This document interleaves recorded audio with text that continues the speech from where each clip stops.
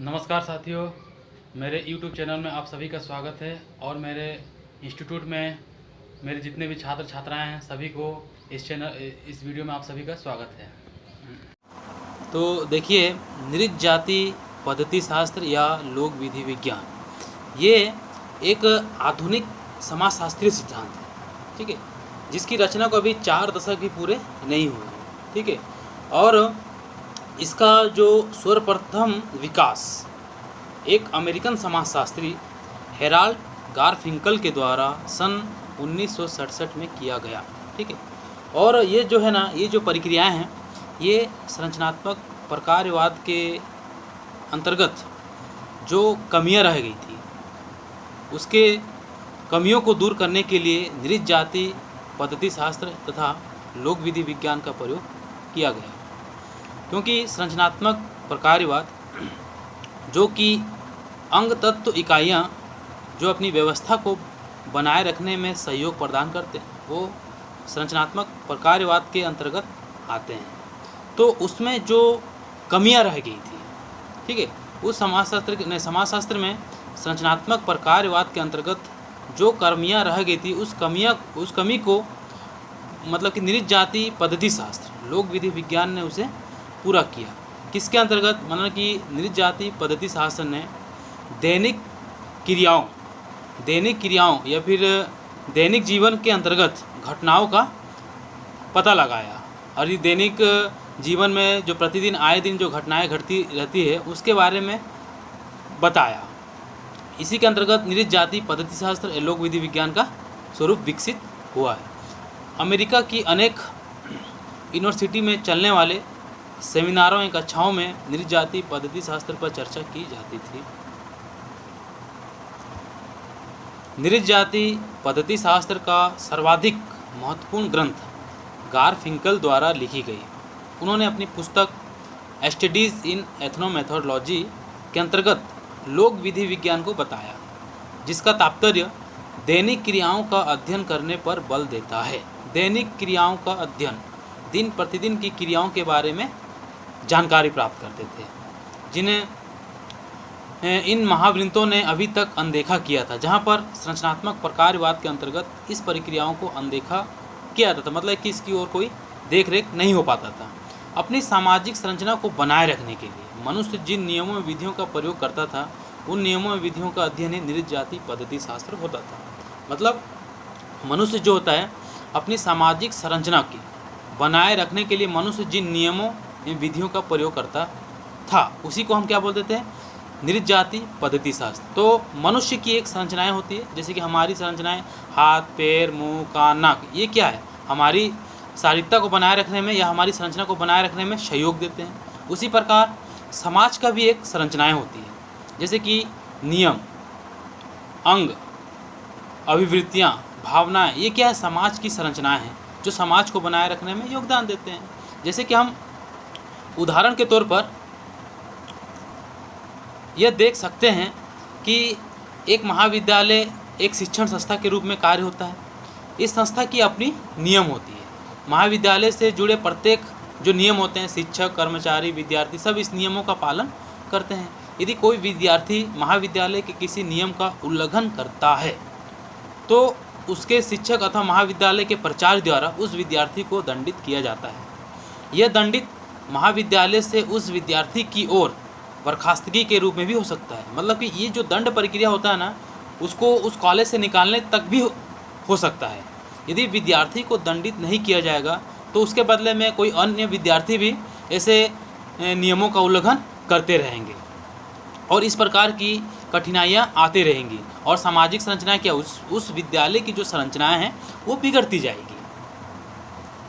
तो उदाहरण में ये बताया है कि भविष्य में ऐसे नियमों का उल्लंघन ना हो बल्कि उस व्यक्ति को दंडित किया गया।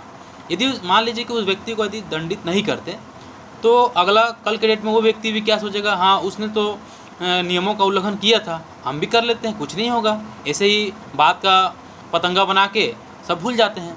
लेकिन यदि वही कॉलेज की जो संरचनाएँ हैं, ठीक है, जो नियम है वही उसकी संरचनाएँ हैं, ठीक है, इसी को नृत्य जाति पद्धति शास्त्र के अंतर्गत समझ सकते हैं। तथा इसको हम ये कह सकते हैं कि ये जो सामाजिक संरचनाएं हैं, जो नियम है, ये उसकी क्या होती है, विषय वस्तु के अंतर्गत आ जाती है। नृत्य जाति पद्धति शास्त्र ने क्लासिकल समाजशास्त्रीय सिद्धांतों की जो कमियां रह गई थी, उस कमियों को दूर किया। ठीक है, यद्यपि कुछ विद्वानों ने इस उपागम की भरपूर आलोचनाएं की तथा इसे समाजशास्त्रीय सिद्धांत मानने से इनकार कर दिया, किंतु वहीं दूसरी ओर एक बड़े वर्ग तथा समाजशास्त्रीय सिद्धांतों के क्षेत्र में महत्वपूर्ण उपलब्धि के रूप में भी देखा रहे। मतलब कुछ समाजशास्त्रियों ने इसकी आलोचना की कि इसे हम समाजशास्त्रीय सिद्धांत के रूप में नहीं दे सकते, लेकिन कुछ विद्वानों का ये भी मानना था कि एक महत्वपूर्ण उपलब्धि के रूप में इसे देखा जा सकता है। कुल मिलाकर इस उपागम ने समाजशास्त्रीय विश्लेषण के क्षेत्र में एक नवीन परिप्रेक्ष्य तथा एक नई शैली को विकसित की है। तो वही नृत्य जाति पद्धति शास्त्र विज्ञान ये एक ऐसी प्रक्रिया है जो रोज़मर्रा के सामाजिक जीवन में अर्थों और व्यवस्था की रचना करने में करते हैं, जो आए दिन प्रतिदिन अर्थों और व्यवस्था की रचना करने में करते हैं। नृत्य जाति पद्धति शास्त्र का प्रमुख कार्य ये जानना है कि किसी समाज के व्यक्ति, जब समाज के कोई व्यक्ति होता है, किस प्रकार सामाजिक अंतर क्रियाओं के दौरान एक दूसरे के साथ जब हम क्रिया करते हैं उस दौरान संकेतात्मक अभिव्यक्तियों को अर्थ प्रदान करते हैं, किस प्रकार हम अपनी भाषा विधि का प्रयोग करते हैं, किस प्रकार हम अपने अर्थों का प्रयोग करते हैं। तो ये रोज़मर्रा के जीवन में हम इसे देख सकते हैं। इसी को हम क्या बोलते हैं, लोक विधि विज्ञान अथवा एथनोमेथोडोलॉजी तात्पर्य व्यक्तियों के ऐसे सहज ज्ञान से होता है। ठीक है, मतलब कि इसका प्रमुख तात्पर्य होता है कि मनुष्य के ऐसे ज्ञान से होता है जो रोज़मर्रा की अपनी अंतर क्रियाओं के बारे में सोच विचार करते हैं, अपने दिन प्रतिदिन के बारे में सोच विचार करते हैं, अर्थपूर्ण भावनाओं का प्रयोग करते हैं, किन लोगों के साथ अंतर क्रियाएँ करते हैं, उसमें कौन सा अर्थ निकल कर आता है, हम अंतर क्रिया करने के दौरान लोग हमारे बारे में क्या सोचते हैं, या हम उससे बात कर हमें कैसा लगता है कि हम उनके बारे में क्या सोचते हैं। तो यही होता है नृत्य जाति पद्धति शास्त्र। अब देखिए नृत्य जाति पद्धति शास्त्र का अर्थ एवं परिभाषा। देखिए साथी, इसको थोड़ा आप लोग ध्यान से समझिएगा। इसको दो भागों में बांटकर यहाँ पर बताया गया है कि एथनोमेथोडोलॉजी किन दो शब्दों से मिलकर बना होता है। एक हो गया एथनो प्लस मेथोडोलॉजी। तो एथनो का अर्थ होता है नृत्य जाति मतलब व्यक्ति, ठीक है। मेथोडोलॉजी का मतलब होता है पद्धति विज्ञान, मतलब कि व्यक्तियों का अध्ययन करने वाला पद्धति विज्ञान। मतलब कि वास्तव में ये जो विज्ञान होता है व्यक्तियों के दैनिक क्रियाओं का अध्ययन करता है, व्यक्तियों के दैनिक क्रियाओं का रोजमर्रा के जीवन में अध्ययन करता है। इसे और अधिक से स्पष्ट करते हुए गारफिंकल कहते हैं, एथनो शब्द अपनी प्राकृतिक अवस्था में विद्यमान कुछ घटनाओं का अध्ययन करने वाली एथनोग्राफी की ओर संकेत करता है। एथनो शब्द क्या होता है? प्राकृतिक अवस्था में कुछ घटनाओं का अध्ययन करने वाली एथनोग्राफी के रूप में संकेत करता है। मतलब कि अपनी भावनाओं, अपनी अर्थों का किस प्रकार प्रयोग करता है, ठीक है। जिस प्रकार मानव विज्ञानी एथनोबोटनी शब्द का प्रयोग करते हैं, मानव विज्ञानी एथनोबोटनी मतलब कि अपने आसपास के संसार की वनस्पतियों की पहचान से संबंधित होती है, मतलब कि ये वनस्पतियों की पहचान से संबंधित होती है, या एथनोमेडिसिन शब्द का प्रयोग करते हैं, जो कि इन संस्कृतियों का औषधियों के प्रति लोक विश्वास और व्यवहार होते हैं, जहाँ पर ये लोग एथनोमेडिसिन शब्द का प्रयोग करते हैं। इसी प्रक्रिया के अनुरूप एथनोमेथोडोलॉजी व्यक्तियों के दैनिक व्यवहार, रोजमर्रा के व्यवहार का अध्ययन करने से संबंधित होता है। उसी के संदर्भ में इसी उपागम को प्रवर्तक, मतलब इस उपागम के अनेक प्रवर्तक जैसे कि अमेरिकन समाजशास्त्री हेराल्ड गारफिंकल, अल्फ्रेड शुटज जो कि प्रघटना विज्ञानवाद के वास्तविक विद्वान माने जाते थे, और सिकोरोल, लैंडिस चर्चिल, मैकेंड्र्यूस, मार्मेन, जिमरमन इत्यादि समाजशास्त्रियों ने इसके विकास में महत्वपूर्ण योगदान दिया था। अब देखिए कौन कौन से विचारक ने नृत्य जाति पद्धति शास्त्र को किस किस पद्धति के अंतर्गत इसे रखा है। देखिए अब्राहम लिखते हैं, अब्राहम ने नृत्य जाति पद्धति शास्त्र के बारे में कहा था, जिनके माध्यम से दैनिक क्रियाओं को अर्थ दिया जाता है। दैनिक क्रियाओं, हमारे दिन प्रतिदिन की क्रियाओं को अर्थ दिया जाता है कि मनुष्य किस प्रकार की अंतर क्रियाएँ कार्य करता है, सामाजिक यथार्थता को निर्मित किया जाता है। ये सभी प्रक्रियाओं को देखते हैं। तो अब्राहम की एक अलग परिभाषा थी। नृत्य जाति पद्धति शास्त्र व्यक्तियों द्वारा प्रयुक्त ज्ञान की सामान्य विधियाँ होती है। मतलब कि नृत्य जाति पद्धति शास्त्र क्या होता है? ज्ञान की वो विधि होते हैं जो अपने रोजमर्रा की क्रियाओं को अर्थ दिया जाता है और सामाजिक यथार्थता को निर्मित किया जाता है। उसी के अंतर्गत लैंडिस चर्चिल के अनुसार, लैंडिस चर्चिल ने भी नृत्य जाति पद्धति शास्त्र मुख्य मानव व्यवहार के, मनुष्य के उस व्यवहार से होता है जो पक्षों के अध्ययन पर बल देता है। जब मनुष्य अंतर क्रियाएँ कार्य करता है तो हम उसमें क्या देखते हैं? एक दूसरे की व्यवहारिकता को देखते हैं, उसके एक दूसरे के पक्ष को देखते हैं कि किस प्रकार की वास्तविक व्यवहार हो रहा है। किसी व्यक्ति की सामान्य व्यवहारिक दैनिक क्रियाओं से संबंधित होता है, व्यक्ति की रोजमर्रा के व्यवहारिक जीवन से ये संबंधित होता है। नृत्य जाति पद्धति शास्त्र, ये लैंडिस चर्चिल ने कहा था। अब हम देखते हैं नृत्य जाति पद्धति शास्त्र अपने अध्ययन में 3 तथ्यों को महत्व देता है। ठीक है, लोक विधि विज्ञान अपने अध्ययन में 3 तथ्यों को महत्व देता है। एक हो गया मनुष्य की दैनिक क्रियाएं, मनुष्य की दिन प्रतिदिन की जो क्रियाएं क्या है।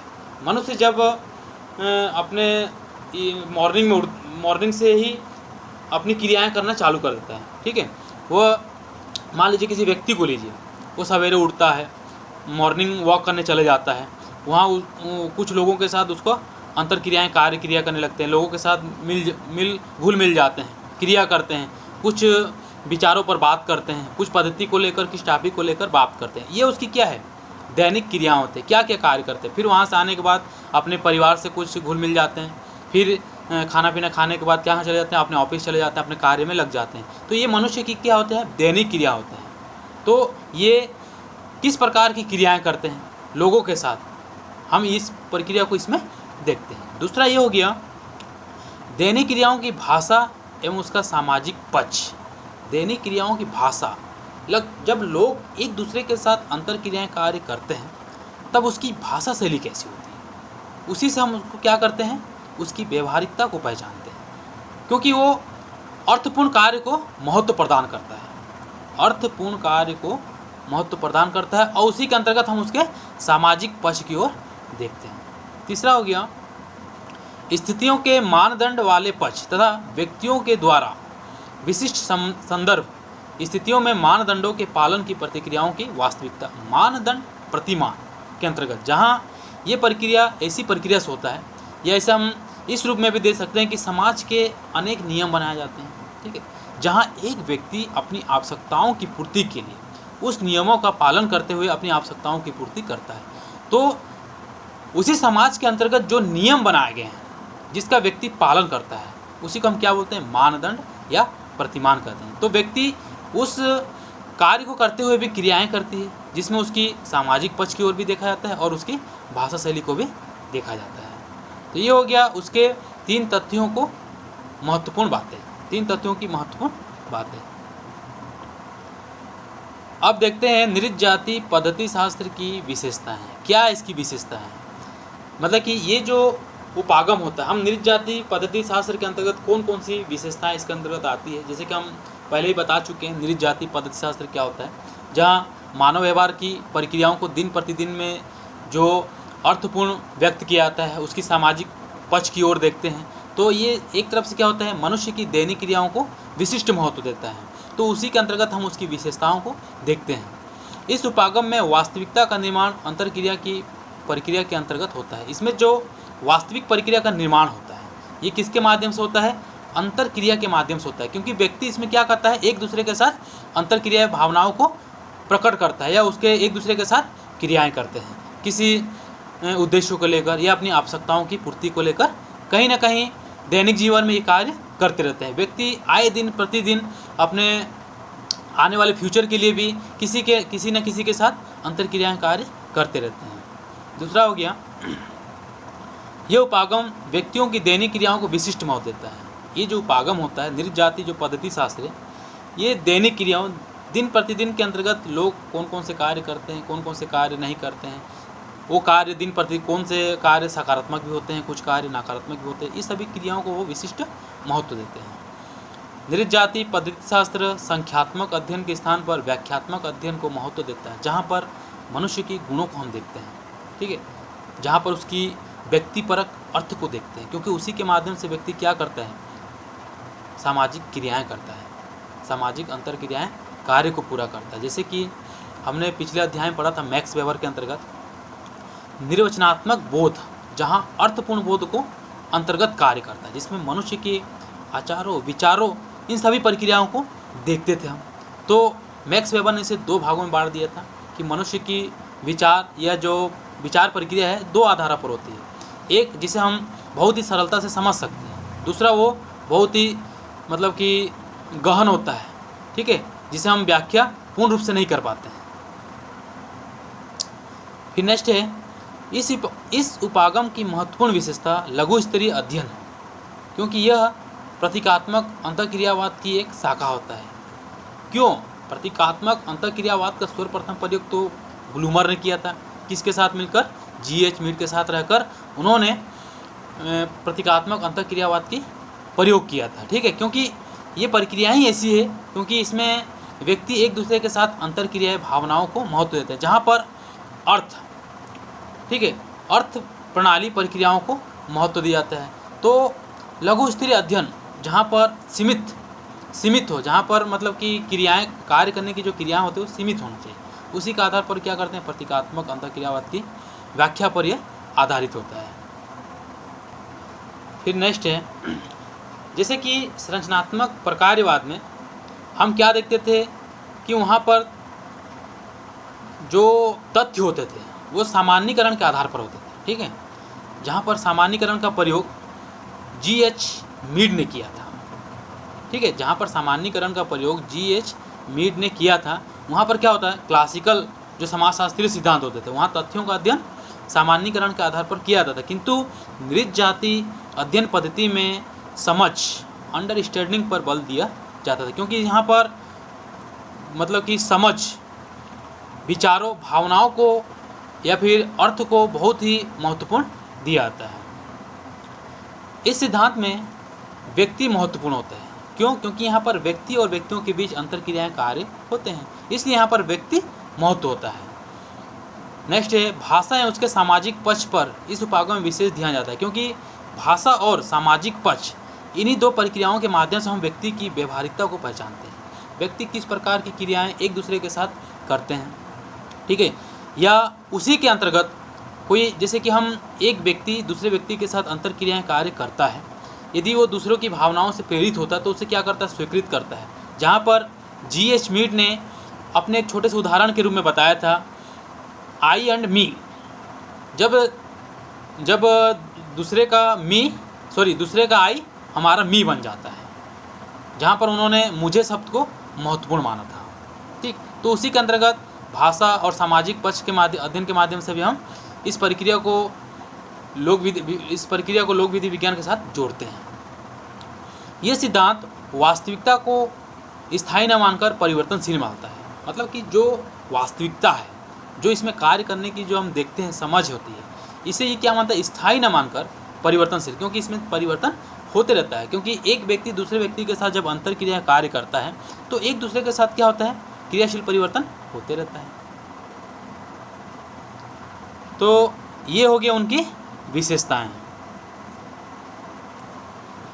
अब हम देखते हैं नृत्य जाति पद्धति शास्त्र की अध्ययन पद्धतियाँ। जैसे कि हमने पहले भी इसको पढ़ा था कि नृत्य जाति जो पद्धति शास्त्र होता है, ठीक है, ये प्राकृतिक विज्ञानों को महत्व नहीं देता है, जहाँ तक कि ये वस्तुपरकता को भी महत्व नहीं देता है, क्योंकि ये वैश्विकता पर महत्व देता है, वैश्विकता को महत्व देता है और मानदंडात्मक प्रक्रियाओं को भी नकारता है, क्योंकि ये मानव जीवन की व्यवहारिकता की ओर देखता है, जहाँ पर उसके अर्थों, उसकी भाषाओं, वहाँ सामाजिक पक्ष को देखने का कार्य करता है। क्योंकि इसी के माध्यम से हम क्या करते हैं, इस उपागम के माध्यम से ही हम व्यक्ति की व्यवहारिकता को पहचानते हैं।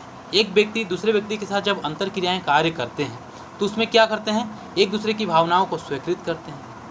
तो इसी के माध्यम से ये जो प्रक्रियाएँ होती है सबसे महत्वपूर्ण पद्धतियाँ हैं, महत्वपूर्ण पद्धतियाँ हैं, क्योंकि ये सृजनात्मक क्रिएटिव सोशोलॉजी सृजनात्मक समाजशास्त्र के अंतर्गत सामने उभर कर आया है, क्योंकि यहाँ पर सामाजिक मूल्यों मानदंडों को कोई महत्व नहीं दिया जाता है।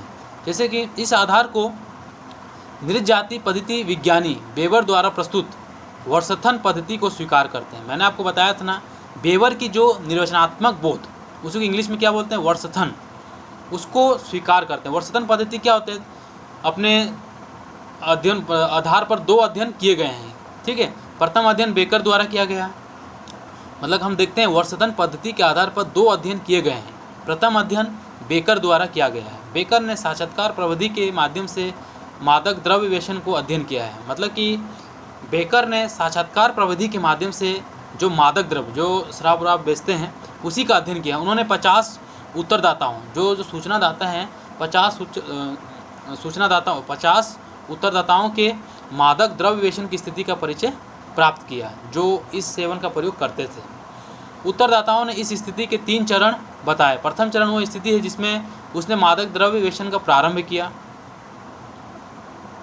मतलब कि उसके प्रथम चरण की स्थिति वो है कि मादक द्रव्य व्यसन प्रारंभ किया, जिसमें उसने मादक द्रव्य व्यसन को प्रारंभ किया। द्वितीय चरण में है जिसमें वो मादक द्रव्य के प्रभाव को समझने लगता है। द्वितीय चरण में क्या, उसे समझने लगता है। तीसरे चरण में क्या है, मादक द्रव्य को आनंद लेना सीख जाता है। तो ये हो गया मैक्स वेबर के वर्षथन पद्धति को उन्होंने 3 आधारों पर बताने का कष्ट किया। किसने, बेकर ने, ठीक है। सॉरी, 2 आधारों पर बताया था, क्योंकि इसके अंतर्गत बेकर ने इसे 3 चरणों में बताया था। अब दूसरा है द्वितीय अध्ययन सहभागी अवलोकन है। द्वितीय अध्ययन क्या है, सहभागी अवलोकन है। अब देखिए इसमें सहभागी अवलोकन क्या होता है, जब जो अनुसंधान करता है किसी क्षेत्र विशेष में जाकर उत्तरदाताओं के साथ घुल मिलकर रहकर उसके साथ अवलोकन कार्य करते हैं, तो उसी के अंतर्गत रहकर उन्होंने कुछ तथ्यों को एकत्रित किया। उसी के माध्यम से विषयपरक समझ पर आधारित है। इसी के माध्यम से दोनों ही अध्ययन, जैसे कि बेकर का अध्ययन और सहभागी अवलोकन, ये दोनों ही अध्ययन के विषयपरक, ऑब्जेक्टिविटी, ठीक है, उसी पर आधारित है तथा इन दोनों अध्ययनों की जो प्रतिकृति संभव नहीं है। ये बेवर की वर्षथन पद्धति की विशेषता है तथा नृत्य जाति पद्धति शास्त्र की भी है। अब इसी 2 चरणों के अध्ययन में निम्नलिखित पद्धतियाँ उपयोग में लाई जाती है, ठीक है। नृत्य जाति पद्धति शास्त्र की इन 2 चरणों के अध्ययनों में निम्नलिखित पद्धतियाँ उपयोग में लाई जाती हैं, जैसे कि अवलोकन विधि, आनुभाविकता विधि, प्रलेखीय विधि और प्रयोगात्मक विधि। देखिए इन विधियों के अंतर्गत, मतलब कि जो 2 चरण बताए गए थे, ये 2 चरण के अंतर्गत इन 4 विधियों का प्रयोग इस नृत्य जाति पद्धति शास्त्र में लाया जाता है। देखते हैं, पहले नंबर पे है अवलोकन पद्धति। तो अवलोकन पद्धति क्या होता है? नृत्य जाति पद्धति शास्त्र के अंतर्गत ये मतलब कि एक ऐसी प्रक्रिया होता है जिसमें एक व्यक्ति किसी घटना वस्तु का क्या करता है, अवलोकन करता है। तो ये 2 प्रकार के अंतर्गत आ जाते हैं, एक हो गया सहभागी, एक हो गया असहभागी। सहभागी का मतलब उसी सूचनादाता के साथ रहकर एकत्रित होकर उनके साथ घुल मिलकर अपने तथ्यों को एकत्रित करता है। वही असहभागी का क्या करता है, दूर से रहकर ही मनोवृत्तियों को जान लेता है। तो अवलोकन पद्धति, ऑब्जर्वेशन मेथड, यद्यपि नृत्य जाति पद्धति शास्त्र अनुभविकता का विरोधी है, जो अनुभविकता का विरोधी, किंतु ये उपागम अवलोकन का प्रयोग अपने अध्ययनों में करता है, ठीक है। अवलोकन घटनाओं का प्रत्यक्ष यथार्थ अध्ययन करने की विधि है।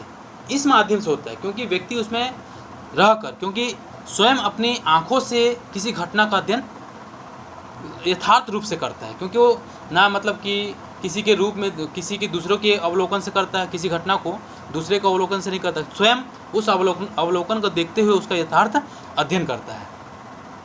ये उपागम अवलोकन के रूप में सहभागी अवलोकन का अधिक महत्व देता है, इसलिए क्योंकि सहभागी अवलोकन के अंतर्गत एक अनुसंधानकर्ता उसी में सूचनादाताओं के बीच रहकर उन्हीं के साथ कार्य कर कर, उन्हीं के साथ पार्टी साटियों में जाकर घुल मिलकर तथ्यों को इस रूप से प्राप्त करता है कि जो सूचनादाताओं को ये भी नहीं लगता है कि ये व्यक्ति यहाँ पर कोई अनुसंधान कार्य करने आया है। इसलिए इसके अंतर्गत इसको अधिक महत्व दिया गया है। फिर दूसरा है अनुभवात्मकता। ठीक है, नृत्य जाति पद्धति शास्त्र में अपने अनुभव को पर्याप्त महत्व देता है, क्योंकि शोधकर्ता क्या होता है, अपने इंद्रियों के माध्यम से क्या करता है, तथ्यों को एकत्रित करता है। क्योंकि इसलिए वो महत्वपूर्ण होता है, क्योंकि वो किसी भी घटनाओं को क्या करता है, अपनी इंद्रियों के माध्यम से स्वयं ही उसे देखता है और तथ्यों का अध्ययन करता है। जो भी उसके समस्याएं होती है, जो भी घटनाएं किस रूप में घटित होती है, उसने स्वयं ही उसे देखा है, स्वयं ही अपने इंद्रियों से उसे ग्रहण किया है, तो ये सक्षम होता है। इसलिए क्या है, अनुभविकता क्या होता है, महत्वपूर्ण होता है नृत्य जाति पद्धति शास्त्र के अंतर्गत। फिर है प्रलेखीय विधि, डॉक्यूमेंट्री मेथड। ये क्या होता है, इसका प्रयोग अधिकतर समुदाय के अध्ययन में किया जाता है, क्योंकि इसमें एक तथ्य दूसरे की व्याख्या के लिए आधार बन जाता है। एक तथ्य दूसरे की व्याख्या के लिए आधार बनता है। कैसे, वो एक दूसरे के विपरीत है या दोनों एक दूसरे के मतलब कि दोनों का जो डॉक्यूमेंट्री एक जैसा हो। इस पद्धति में अवलोकन के माध्यम से तथ्यों को ग्रहण किया जाता है। ठीक है, तो सभी घटनाओं को उनके घटित होने के साथ साथ क्रमबद्ध कर दिया जाता है। जो घटनाएं घटित होने के साथ साथ उसको क्रमबद्ध रूप से सजा दिया जाता है। ठीक है, इसी के अंतर्गत अर्थों के माध्यम से एक रूपता वाले प्रतिमानों को खोजा जाता है। जो एक रूप प्रतिमान है, जो एक डॉक्यूमेंट्री आए हुए हैं, निकले आए हुए हैं, उनको खोजा जाता है। लेकिन इसका अधिकतर प्रयोग क्या है, समुदाय के अध्ययन में किया जाता है। गारफिंकल ने इस पद्धति के अंतर्गत कार्ल मानहिम के विचारों को आधार बनाया। ठीक है, कार्ल मानहिम के विचारों को आधार माना है। कार्ल मानहिम कौन थे, जहाँ पर समाजशास्त्र क्या होता है, संबंधों का जाल होता है। जहाँ मैकाइवर और पेज ने कहा था, वहीं पर कार्ल मानहिम ने क्या बताया था कि समाजशास्त्र शक्तियों का एक जाल होता है। ठीक, अब चौथा है प्रयोगात्मक पद्धति, एक्सपेरिमेंटल मेथड।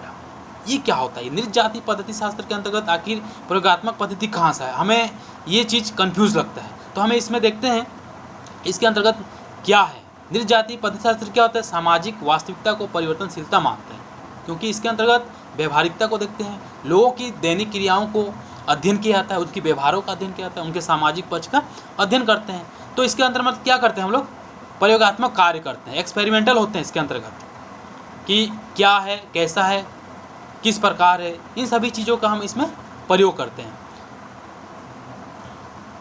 इसी संदर्भ में गारफिंकल का मानना है कि अपने दैनिक जीवन के प्रतिमानों में परिवर्तन लाकर वास्तविकता का पता लगा सकते हैं। इसमें क्या, हम वास्तविकता को जान सकते हैं, उसकी विषय वस्तु को पढ़ सकते हैं। किसके अंतर्गत, दैनिक जीवन की व्यवहारिकता, उसके प्रतिमानों को परिवर्तन लाकर, उसके अंतर्गत परिवर्तन लाकर हम वास्तविकता का पता लगा सकते हैं। अब देखते हैं नृत्य जाति पद्धति शास्त्र के आधार पर किए गए कुछ अध्ययन।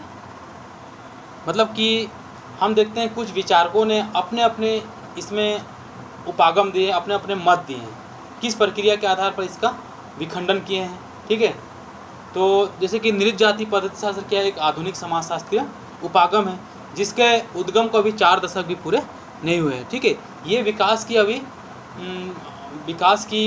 अभी प्रथम अवस्था पर खड़ा हुआ है। ठीक है, जैसे कि इस उपागम के माध्यम से बहुत ही कम अध्ययन किए गए, इस उपागम के माध्यम से बहुत ही कम अध्ययन किए गए। ड्रिट जेल ने अपनी पुस्तक, इस पुस्तक को नोट कर लीजिएगा, ड्रिट जेल ने अपनी पुस्तक रीसेंट सोशलॉजी में 3 अध्ययनों का उल्लेख किया है। ठीक है, जैसे कि एमर्सन हो गया, एमर्सन के बाद हम पीटर हक को देख सकते हैं, बर्जर और केलनर को देख सकते हैं। इन्होंने इस मतलब कि रिसेंट सोशलॉजी बुक के तहत इनका अध्ययन किया है। इसमें एमर्सन ने क्या क्या कहा, इस चीज़ को हम देखते हैं। एमर्सन ने स्त्री रोग संबंधी पश्चतर पर मामलों का अध्ययन किया। इस अध्ययन का आधार रोगी स्त्री एवं उसके पुरुष चिकित्सक के संबंधों पर आधारित है। चिकित्सक एवं रोगी के ये संबंध टालकर पार्सन्स के प्रतिमान चर से परिभाषित है। ठीक है, जहाँ पर उन्होंने एक रोगी स्त्री एवं उसके पुरुष चिकित्सक के संबंधों पर आधारित था, चिकित्सक के संबंधों पर आधारित है। चिकित्सक एवं रोगी मतलब कि जो रोगी व्यक्ति होता है और जो चिकित्सक होता है, ये संबंध टालकर पार्सन्स के प्रतिमान चर से परिभाषित है। इस अध्ययन के माध्यम से एमर्सन ने ये स्थापित करने का प्रयास किया कि इस स्थिति में चिकित्सक एवं रोगिणी के संबंध स्त्री पुरुष के संबंध न होकर परिस्थिति जन्य संबंध अर्थात चिकित्सक एवं रोगिणी के संबंध होते हैं। मतलब इसके अंतर्गत जब एक रोगी स्त्री और एक पुरुष चिकित्सक, ठीक है, ये दोनों के बीच जब संबंध होता है तो हम उसको क्या बोलते हैं, पति पत्नी का संबंध नहीं दे सकते इसे, या इसमें कोई मतलब कि विषमलिंगीय संबंध स्थापित नहीं होते हैं। यहाँ पर क्या होता है, एक विषम परिस्थिति उत्पन्न होती है जहाँ पर उन दोनों के बीच आपसी संबंधों का होना अत्यधिक जरूरी होता है, ठीक है, जो परिस्थितियों जनक संबंध होता है। और इसी प्रक्रिया के अंतर्गत हम जब एक पुरुष चिकित्सक, ठीक है, एक रोगी स्त्री के मतलब कि उसका इलाज वगैरह करते हैं, यदि उसके किसी भी अंग स्पर्श को देखते हैं तो हम उसको क्या गलत धारणाओं पर नहीं लगते हैं, क्योंकि वहाँ पर उस पुरुष चिकित्सक का क्या बनता है, वहाँ पर कर्तव्य बनता है, ठीक है। और समझ किसको होनी चाहिए, उस रोगी स्त्री को, क्योंकि हमारा अभी परिस्थिति जनक स्थिति है जहाँ पर हमारा जिस प्रकार की हमारी जो बीमारी है उसके इलाज के लिए ये प्रक्रियाएं आवश्यक और ज़रूरी होता है। दूसरा, पीटर मैकहक के द्वारा, ठीक है, उन्होंने इस अध्ययन का जो शीर्षक है उन्होंने विचलन के आधार पर किया है, ठीक है, विचलन की स्थिति का अध्ययन किया है। हग ने प्रतिपादित यह किया कि हमें विचलन की प्रक्रिया का अध्ययन करना है, ठीक है, हमें विचलन की प्रक्रिया का अध्ययन करना है तो आवश्यक ये नहीं कि ये अध्ययन हम उसके प्रभावों के संदर्भ में ही करें, ठीक है। मुख्य बात ये होता है कि हम यह भी देख सकते हैं कि विचलित व्यवहार की उत्पत्ति किन कारणों से हुई है। जो उसके विचलित व्यवहार होता है उसकी उत्पत्ति किन कारणों से होती है। जैसे कि विचलन के अंतर्गत कोई व्यक्ति किस बात को कहता है तो उसके पक्ष में, उसके विरोध में अगला व्यक्ति कहता है, तो ये क्या होता है, विचलन की प्रक्रिया आती है। किसी के दूसरे के द्वारा कही हुई बात को उसके विरोध में कहना, तो ये विचलन की प्रक्रियाएं संबंधित होती है जो मंद बुद्धि वाले होते हैं। तीसरा है बर्जर और केल्नर, ठीक है, उन्होंने नृत्य जाति पद्धति के आधार पर एक अध्ययन किया है, ठीक है। बर्जर और केल्नर ने नृत्य जाति पद्धति शास्त्र के आधार पर एक अध्ययन किया। क्या है कि अध्ययन का संबंध है कि विवाह की प्रक्रिया वो उसकी वास्तविकता के पहलू से संबंधित है। इस अध्ययन का जो संबंध होता है, विवाह की प्रक्रिया वह उसकी वास्तविकता के पहलू से संबंधित होता है। इन दोनों अध्ययनकर्ताओं ने अपने अध्ययन के माध्यम से स्पष्ट करने का प्रयास किया कि विवाह बंधन में बंधने वाले जो दंपति होते हैं किस प्रकार अपनी वास्तविकता का निर्माण करते हैं, किस प्रकार अपनी अंतर्क्रियाओं की भावनाओं को आगे बढ़ाने में सहमत करते हैं, कैसे अपने पहलुओं को, कैसे अपने पीढ़ी को आगे बढ़ाने में सहमत रखते हैं, ठीक है। तो ये हो गया बर्जर और केल्नर। अब है नृत्य जाति पद्धति शास्त्र के प्रकार। क्या है नृत्य जाति पद्धति शास्त्र के प्रकार, जहाँ पर इन्हें दो श्रेणियों में रख सकते हैं। एक हो गया स्थितिपरक नृत्य जाति पद्धति शास्त्र। देखिएगा, एक स्थितिपरक होता है। स्थितिपरक एक स्थिति, जो भी कार्य प्रक्रिया उद्देश्य कार्य को हम करते हैं वो किसी न किसी स्थिति से संबंधित होता है। एक हो गया स्थितिपरक नृत्य जाति पद्धति शास्त्र और दूसरा हो गया भाषा विज्ञान नृत्य जाति पद्धति शास्त्र, ठीक है। तो सबसे पहले हम ये देखते हैं स्थितिपरक नृत्य जाति पद्धति शास्त्र क्या होता है, ठीक है। इसका मतलब किसी स्थिति से होता है। मनुष्य जो भी क्रियाएं करता है, ठीक है, क्रियाओं का संबंध किसी न किसी संदर्भ से होता है, किसी न किसी उद्देश्यों के आधार पर होता है। उस संदर्भ की स्थिति के आधार पर ही किसी भी क्रिया का अर्थ ज्ञात किया जा सकता है। यह संदर्भ जो होता है घटना संबंधी, ये जो संदर्भ होता है घटना संबंधी क्रियात्मक पक्ष को महत्व देता है, ताकि हमारी दैनिक स्थितियों को परिवर्तित कर देने से सामाजिक व्यवस्था तथा व्यक्ति के अंतर्क्रिया के मध्य भेद उत्पन्न हो जाता है, ठीक है। हमारी दैनिक स्थिति जो हमारी दिन प्रतिदिन की स्थितियाँ होती हैं, ठीक है, वो को परिवर्तित कर देने से सामाजिक व्यवस्था जो समाज की व्यवस्थाएं होती है तथा व्यक्ति की अंतर्क्रिया के मध्य भेद उत्पन्न हो जाता है। गारफिंकल ने अपने अध्ययन में यही पाया है। गारफिंकल जो है अपने अध्ययन में इसी चीज़ों को पाया है कि स्थितिपरक नृत्य जाति पद्धति शास्त्र घटना के प्रसंग एवं संदर्भ को स्वीकार करता है, ठीक है। स्थितिपरक क्या होता है, स्थितिपरक नृत्य जाति पद्धति शास्त्र के घटना प्रसंगों को स्वीकार करता है। कैसे, इसके दो पहलू उन्होंने बताए हैं। पहला नंबर है स्थिति के संदर्भ में विशिष्टता होती है। मनुष्य कौन सी कार्य करता है, कैसा संदर्भ किस संदर्भ में वो कार्य को पूरा करता है, अपनी आवश्यकताओं की पूर्ति किस स्थिति में रहकर करता है, इन्हीं चीज़ों को इसमें देखा गया है। दूसरा नंबर में स्थिति की भिन्नता के 3 आधार भी हो सकते हैं। दूसरा नंबर में स्थिति की भिन्नता के 3 आधार भी हो सकते हैं।